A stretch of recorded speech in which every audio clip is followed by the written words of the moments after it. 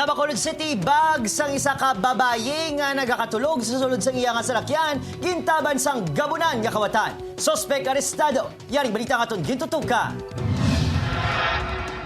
Matapos sa malawig nga paglautay sa Barangay Villamonte kahapon, ginlupot sa karsel sang Police Station 4 ang 30 anyos nga si Edward Cubias. Siya ang suspetsado sa pagkuha sang bag sang biktima nga nagakatulog sa salakyan samtang naghulat sang iya bata sa eskwelahan. Apang depensa sang suspect, ang iya abyan ang nagkuha sang bag kag natabuan ng kuno nga ra siya sa lugar sang matabo bangod nagapaliwaliwa pagkatapos maniaga.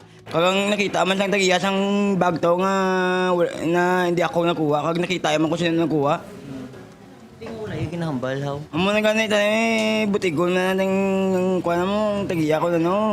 Pumukoy may ano sagli mo na yung bala na yon. Apang mismo ang biktima na nakita sa suspect matapos mabugtawan nga ginakuha na ang bag gani insigida nga nangayos ang bulig sa nagaronda nga pulis. Lawless element naton, nagabantay lang na sila sa opportunity na pag nagwala ka sa atensyon, talagang kukuha sila na kukuha. Apang nagpanindugan si Kubya nga nagbago na ini matapos ang 8 ka tuig sa presohan. Pwede ko kagi ako pagpahawat siya. Murder, frustrated homicide. Sa sumag, magutod.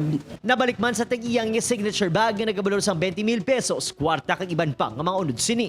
Para yun man ginapangita ang upo ni Cubias. Upod kay Reynald Castillo, Adrian Prietos, 1 Western Visayas.